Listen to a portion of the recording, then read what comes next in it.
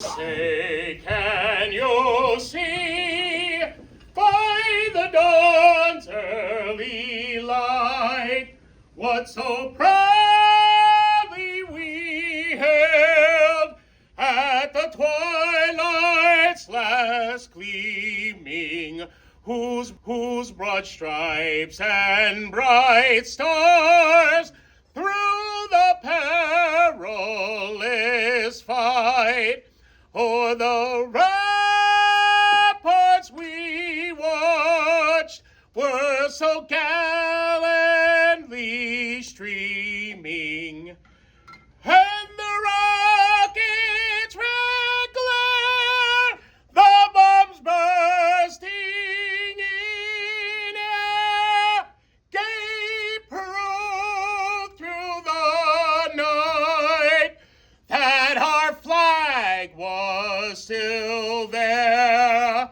Oh, say does that star-spangled banner yet wave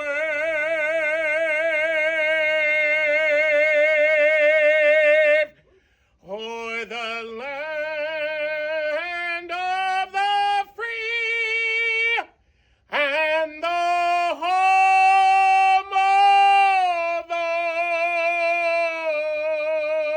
brave.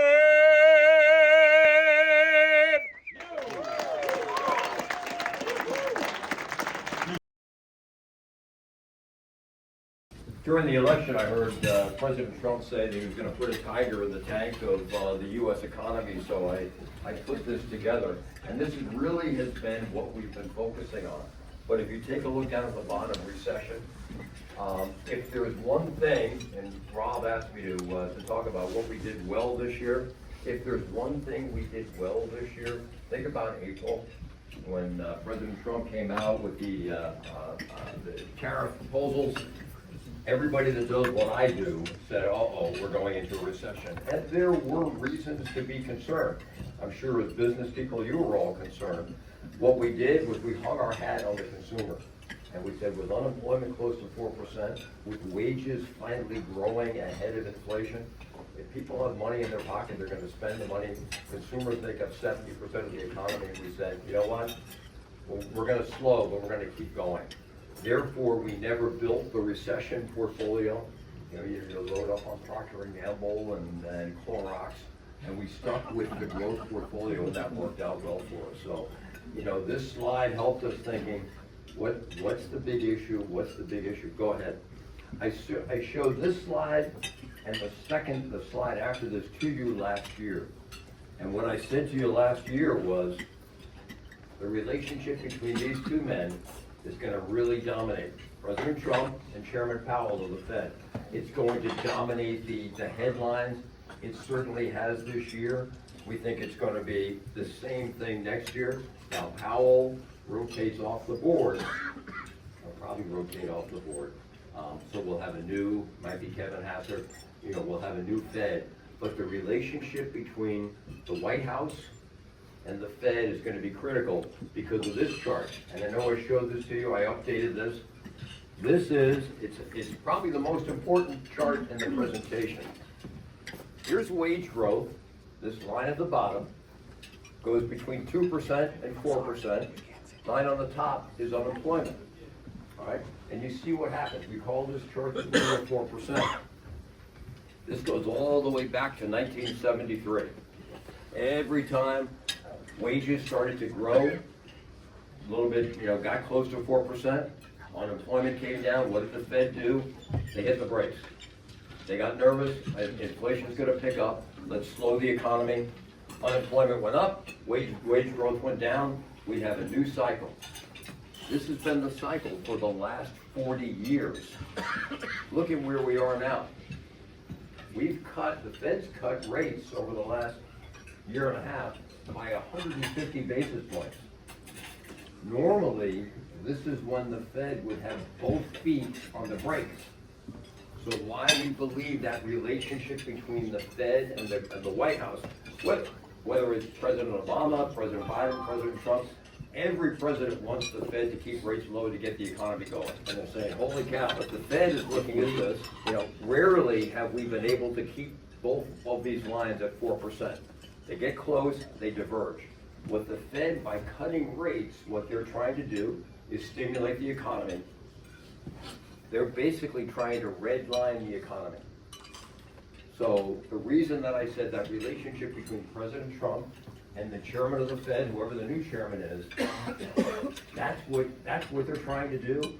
It's never happened, at least not in the last 40 years. Not to sound like a dummy, but could you explain what redline the economy is, please? Well, basically what they're basically trying to do is say, we're going to keep wages growing, and wages are growing just a little bit below 4%. Normally when we get there, the Fed gets nervous. So they're saying, we're going to keep wages growing nicely, people are going to get raises, everybody in this room is going to benefit from that.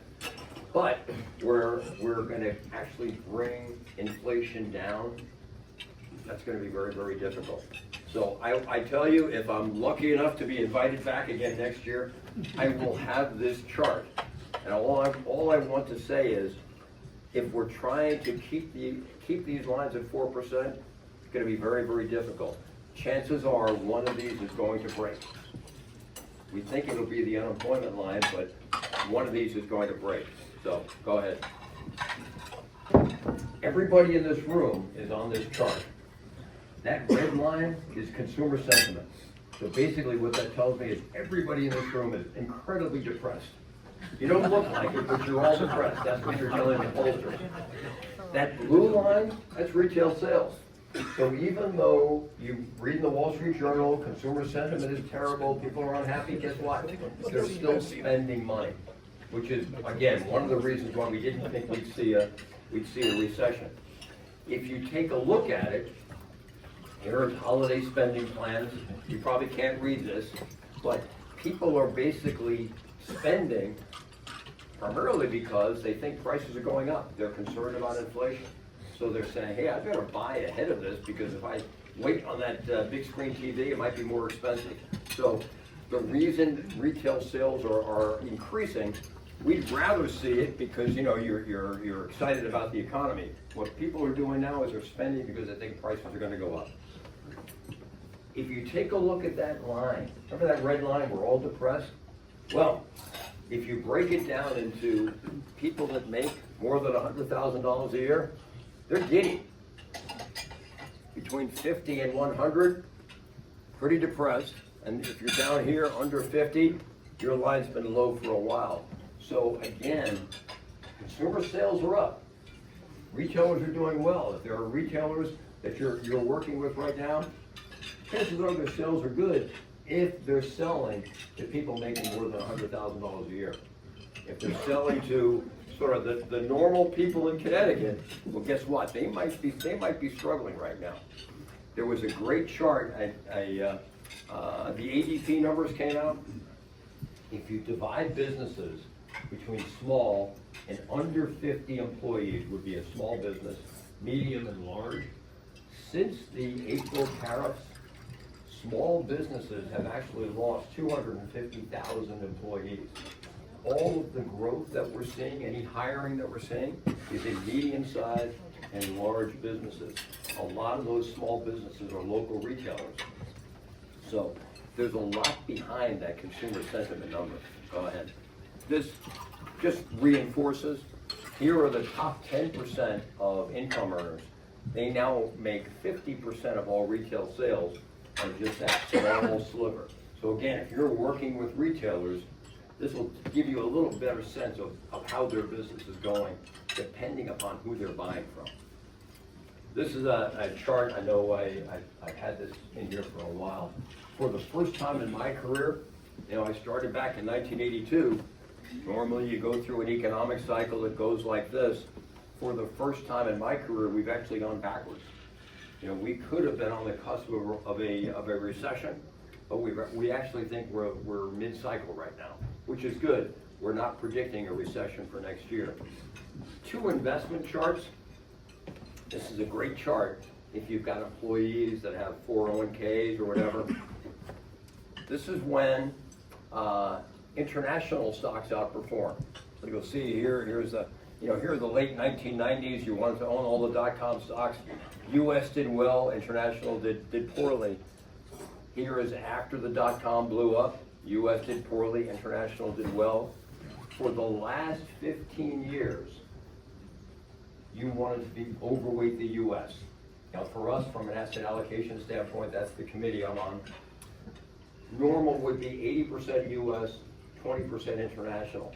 For the last 15 years, we've been 85-15.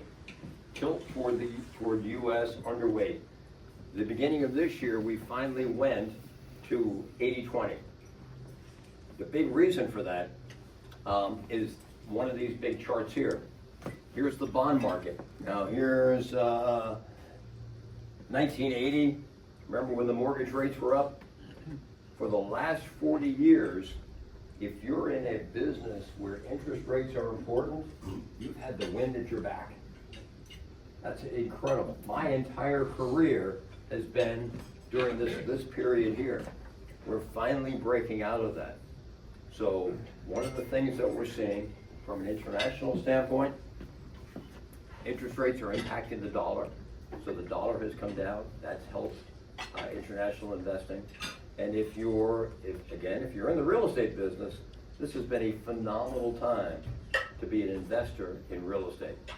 Interest rates have come down, cap rates have done very, very well. Our concern is, could this be changing? Remember that chart where I showed you the rule of 4%? If inflation gets out of control, remember normally the Fed would have their feet on the brake right now. Instead, they've got their foot on the gas pedal. So if inflation gets out of control, we could see this line continue to move up. That's why it's so critical for me in finance, it's so critical for you in real estate to understand what's going on here with this chart. But this is your business, this is my business. We all have been blessed for being in the financial services industry during a 40-year period where we've seen rates coming down. Go ahead. So, next slide. I do a presentation at Fairfield U every year, and Governor Monroe was there one year, and he said, boy, since I've been governor, jobs have done really well. Well, I think Governor Monroe came in here, and yes, jobs are up, but he was talking about Connecticut. I thought, let me go back and take a look at the numbers. This chart goes back to 1990. The bottom line at the bottom, that green line, is Connecticut. This is Massachusetts, very similar to Connecticut, and that's the overall U.S. If you take a look at this, that peak right there was March of 08. I think we had 1,720,000 jobs. Today, you probably can't read all the notations at the bottom, but we're 1,680,000. Okay, so, that was the peak back in 1989. We've grown barely, maybe flat since that peak in 08. We're only 700 jobs short of where we were right here to there. Look at Massachusetts, that's where they were. Look at where they are now. Here's the US up there. So Connecticut has really struggled to grow jobs. Again, take a look at that chart, and the prior peak was Feb of '89, just before we got the income tax. So if anybody wants these slides, I know sometimes you can't read all the numbers on there. Just give me your business card and we'll do it, or I send the slides to Win. But this is critical for Connecticut.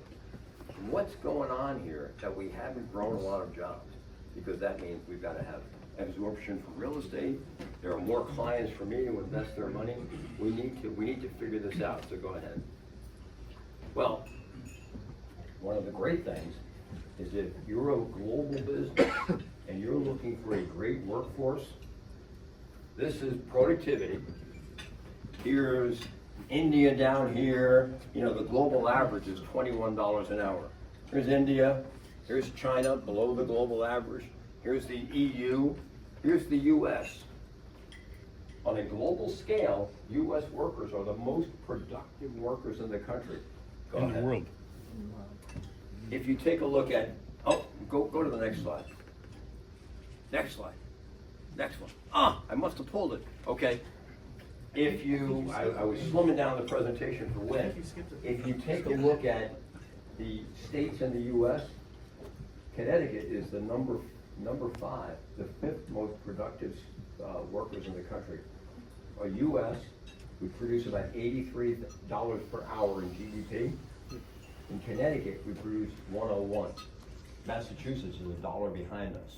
So we're the 5th most productive state. So yes, we haven't grown, but boy, the people that are here are fantastic.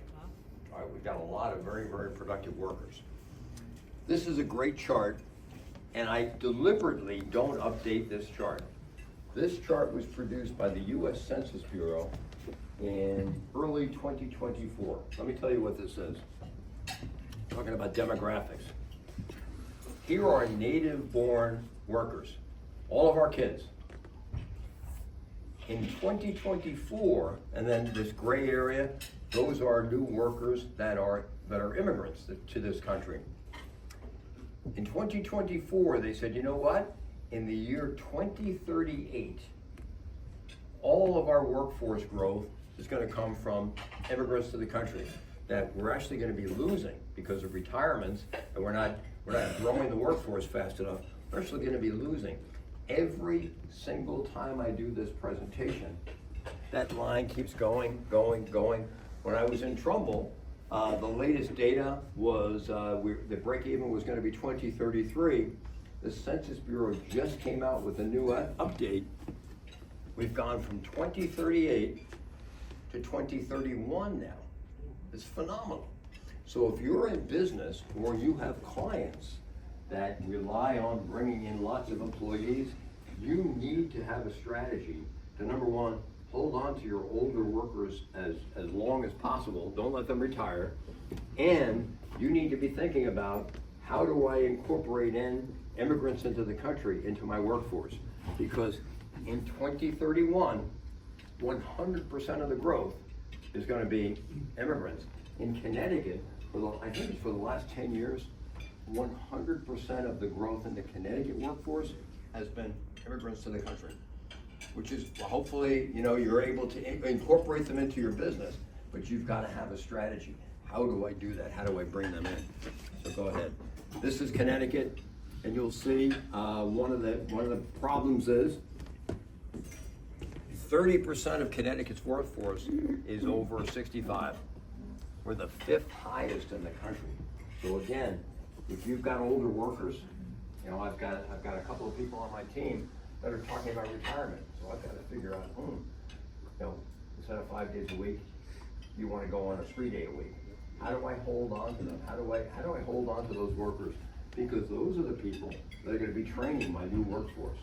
So I've got to figure this out just, in my own office there in Southport. Go ahead. This just came out yesterday. Again, I mentioned to you earlier, the small firms. This is a great chart if you're working with people that have small businesses. Again, under 50 employees. This black line here, you'll see in April, we had the tariff announcement. Look at what's happened. All of the growth in employment has been the big companies, and medium is 50 to 500, and then large is 500 and above. That's how it's defined. All of the growth has been in the medium and the large. Look at what's happened. 264,000 jobs lost by the small business people. So again, those are a lot of my clients, those are a lot of your clients. You need to understand what's going on inside their business. I want to have a couple of slides about AI. And remember, correlation is not causation, but I just saw this slide and I thought this was interesting. This is my world. That's the S&P 500. ChatGPT came down. Look at what happened to job openings. I don't want to say there's a cause and effect here, but I just thought this was pretty interesting. There's something going on in our labor markets that we need to be paying attention to.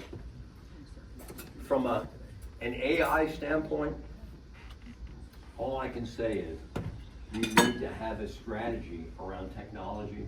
You need to have a strategy around AI.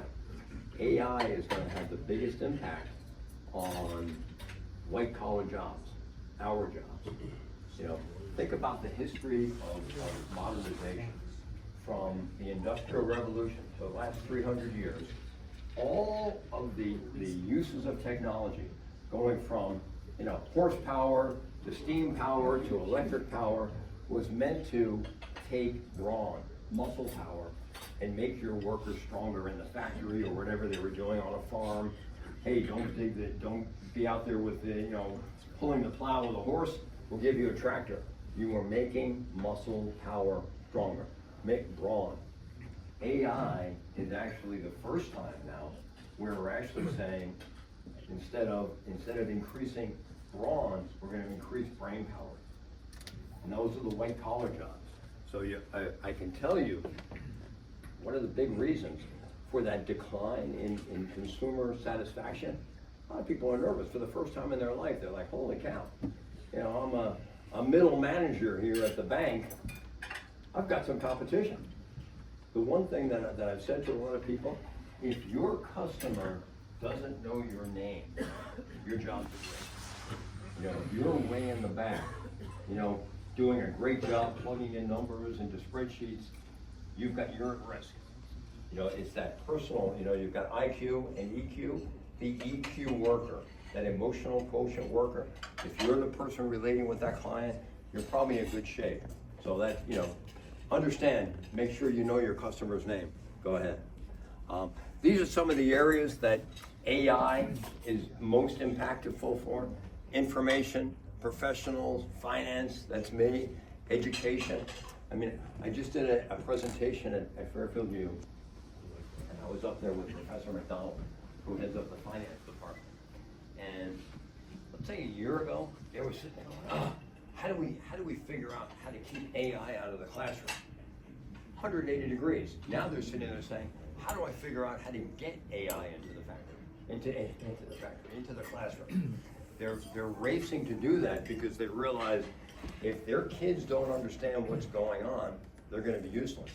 Think about, you know, in my own profession, you get out of college, you think you're smart, you really don't know anything. Mm-hmm. You know, you're sitting there, you're doing spreadsheets and you're doing all the grunt work.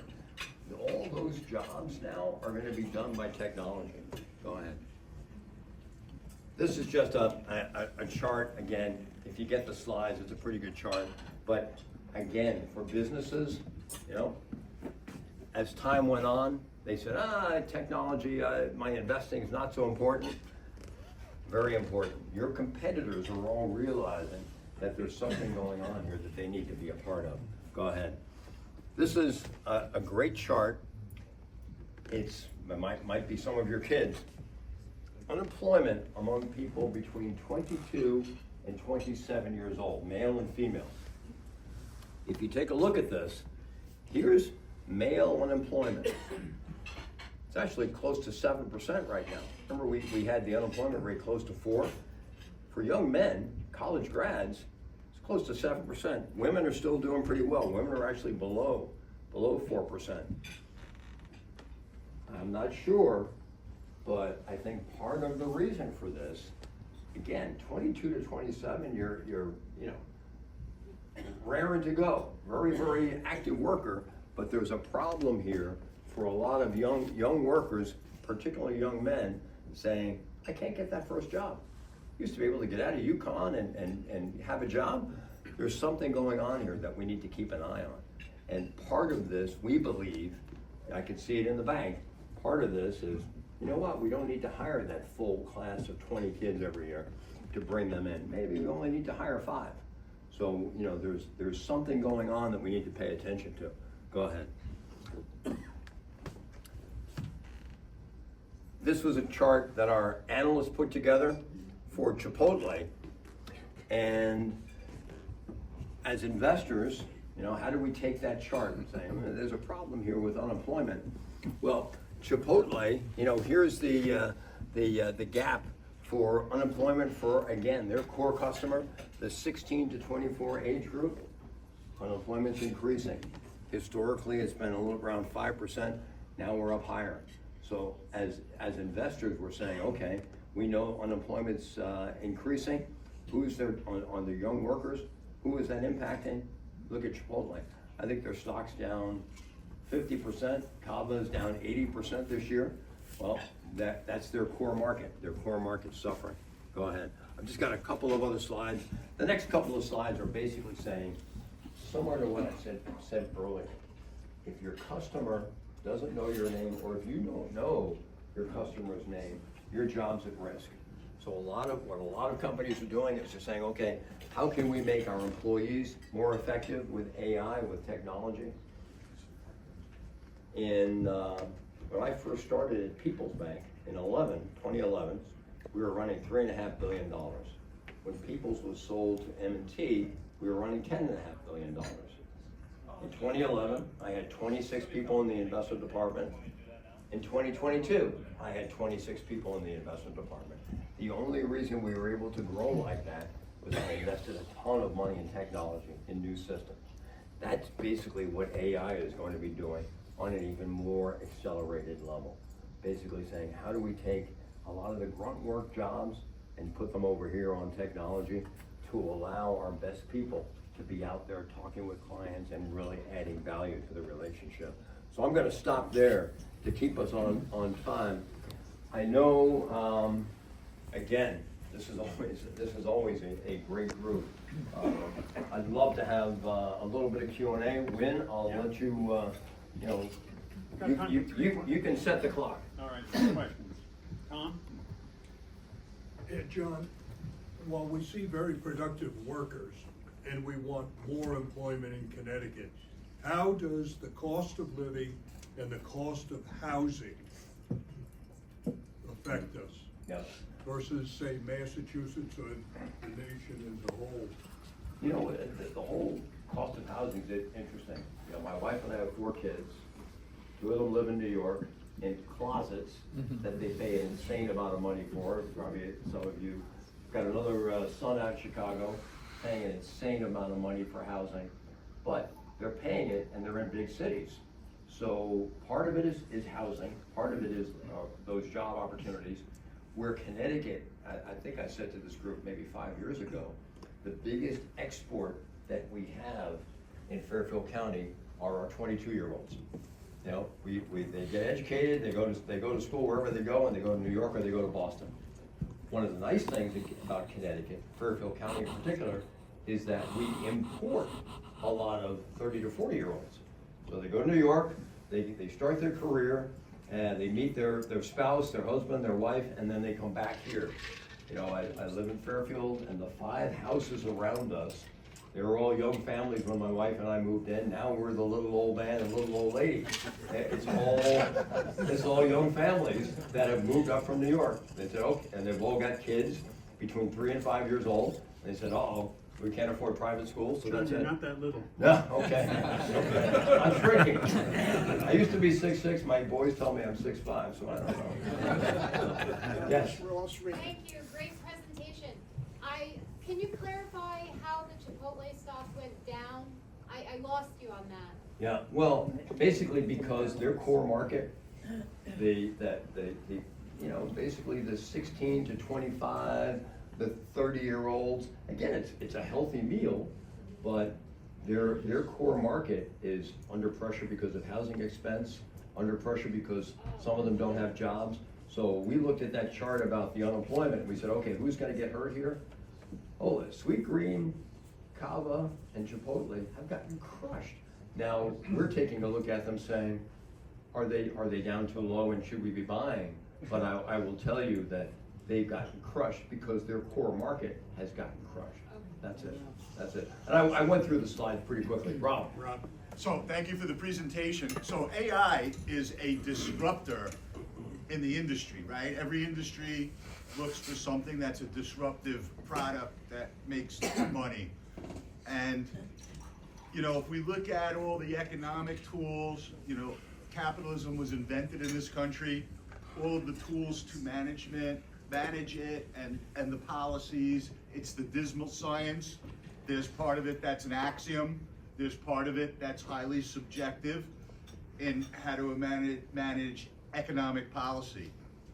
So if you look at things that have happened in this country since like 1991, the maquiladora, for example, where the jobs went down to Mexico and Central and South America.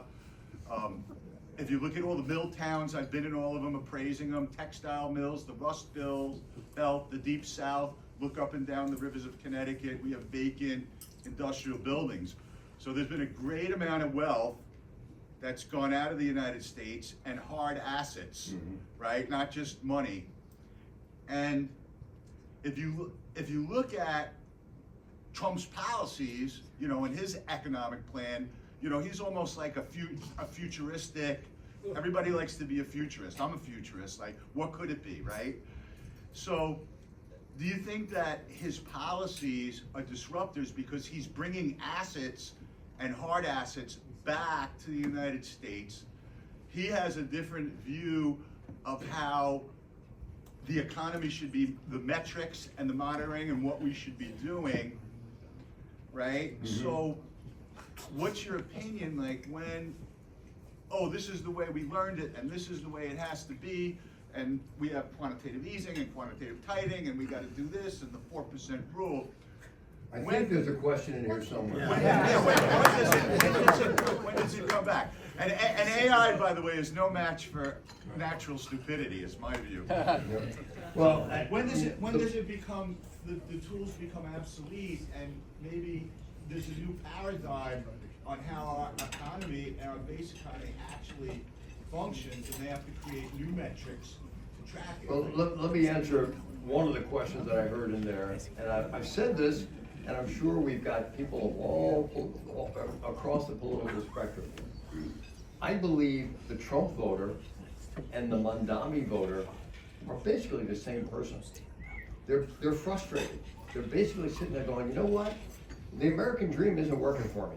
So whether you're, you know, I know Mondami had a lot of younger voters, Trump probably had a lot of older voters, but bottom line, they're not happy. And now, Mondami has solutions and Trump has solutions, but the problem's the same. You've got a lot of people, remember that chart that I showed you, 40 years, if you're in finance, and we're all in finance, we've had the wind at our back. I mean, I graduated college in 1982, the market bottomed in April of 82. I've been in a bull market my entire career. I could not have picked a better industry to be in. Better to be lucky than smart. But there are a lot of people that graduated in 1982 and picked another area that didn't work out for them. So again, I love to listen to Fox and MSNBC, and I go back and forth all the time. What they haven't figured out is that they're all the same people. They're unhappy. Solutions are different, but it's that same angst. What I think AI is going to do, and remember that chart that I put up there about the break even, when you know the native-born workforce is going to be shrinking, and you better have a solution. Well, that's going to mean that, you know what, the guys that graduate high school at Massac, you know what, you might have a lot of them going into trades. I mean, they can't find people. They're paying what is it, $120,000 a year for people up at the electric boat to if you can do some work. I think, you know, there's a shift, and you could look at all the charts that I put up there and go, oh, woe is me. I think you could build a very bullish case that, boy, there is a shift going on right now. AI is going to impact white collar jobs, but I think what's going on in demographics is also going to make the life of sort of the tradesman much more attractive. So I think that's a very underappreciated theme that I'm pretty excited about. So I think there might have been one more question, but I'll leave it there. Tom? Sure. You sure? All right, I have one for him and one for Terry. But for John, what do you think about the $6.2 billion that Michael and Susan Dell gave to Donald Trump, his bill, his idea, and what does that do for future employment if these kids are all learning about banking and saving money at an early age? You know, I think it's great. Michael, hats off to Michael Dell. What was it, $6.25 billion that they're going to put into these savings accounts. Look, the more money that, you know, I mean, my wife and I, and I'm sure a lot of you put money aside for our kids and the 529 plans, the more money you can set aside as an investment in future talent, And again, whether you go to college, whether you go to a trade school, whatever, if you're investing in human capital, that's a good thing. And I'm sure we're doing it in the schools. You know, any investment in human capital is without a doubt 100%. Perfect. Terry? Yes, sir. You wanna give Terry the mic real quick? Yeah, of course. Well, thank you. Too pushy, sorry. Terry, the housing bill, you're. First of all, I'd like to know your name, because I don't Tom know Hill. you. Okay, Tom. Thank you. .com. The housing. I don't know Tom. No, I do. You're talking about the housing bill, and all the apartments, 90 units that could come into Monroe. Have you talked to Senator Harding, or Vince Candelora from the legislature about maybe the small towns? Hey, come look at me. Do you think I've had an appointment with Senator Harding? I've had lunch with him 3 times, screaming. Can you sue them for a side deal? 'Cause this is probably unconstitutional. Sue them for a side deal. Why do I have to go on a side deal? This thing is as public as it can be. No, but why can't you get a carve out then, so they can't You tell certainly can. Our state legislature needs to look at that. Okay. Right? And I think there are gonna be some lawsuits for sure. I mean, anytime a housing bill like this comes across the line, you know, and forced in an 11th hour, I think there's absolutely gonna be lawsuits. But we still have to look at the fact that this is state legislature. We still have to look at the fact that this is a state mandate. And we also have to look at the fact that they want to get this done, okay? When has the state ever done something that's been denied and not come back and did it a different way? We're looking at this with the Pura acquisition, are we not? Yes. Right? So we fought that, okay? It didn't go through. Pura denied that acquisition of RWA buying Aquarian. Now what are they doing? Now they're back at the table. We vetoed HB 5002. We pushed to have it vetoed. It was bipartisan. What did they do? They came back with another plan. So there's a strategy here, and I'm gonna tell you right now, Tom, I'm gonna tell you another thing that the strategy, they're looking at using aerated treatment units. Does anybody in this room know what aerated treatment units are? Okay, so aerated treatment units can be used in lieu of septic systems. Oh, boy. Basically, the excrement, for lack of a better word, goes into a tank. It goes into a tank of water. From that point, it goes into an aerated chamber where it gets diluted. Then it goes into a tank where it's chlorinated and then released into the environment. This gets rid of septic systems. So if you're able to put up cluster housing on these commercial properties and you're a town that has septic systems, you use these aerated treatment units, it makes that obsolete, okay? The next thing, in this bill, in HB 5002, I'm speaking like a state senator now, in this bill, unions that invest are able to get 50% assistance from the state government. Okay? So we see where this is all going?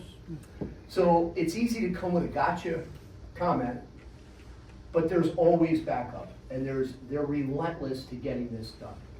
And when the state of Connecticut, with a supermajority, does that, these are the kind of things we end up with.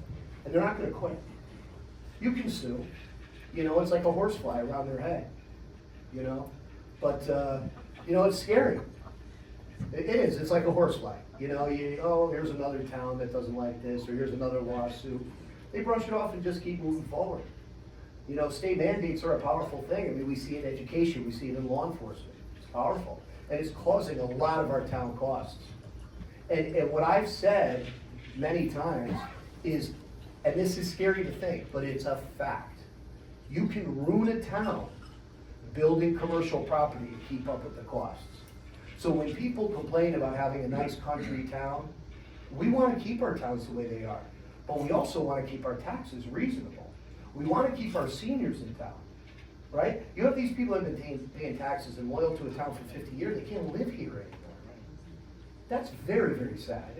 That's very sad. And you have some people that say, what the heck, move out. But for me, I say when a senior moves out, they stay in town, they use the services, they purchase, right? Also, when they leave, you get a family of 4 that impacts the education system. For me as a town leader, and I'll say this publicly, I'd rather give a discount to seniors on their house taxes so they stay, rather than to sell it to a new family and get pressure on the school system. I'm not against new families, but I'm against pushing our seniors out, right? And so these costs are just getting ridiculous, and the only way to do it is commercial, and I'm very nervous that they're gonna put more residential properties through this on commercial properties and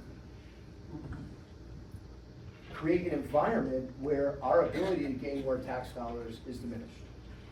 So I hope I answered your No, question. you're fantastic, thank you. Oh, that's good. Thank you. Thank you, Darren. Traynor, we hope to have you back for year number 12. Thank you. I'll reprise that slide. Thank you very much.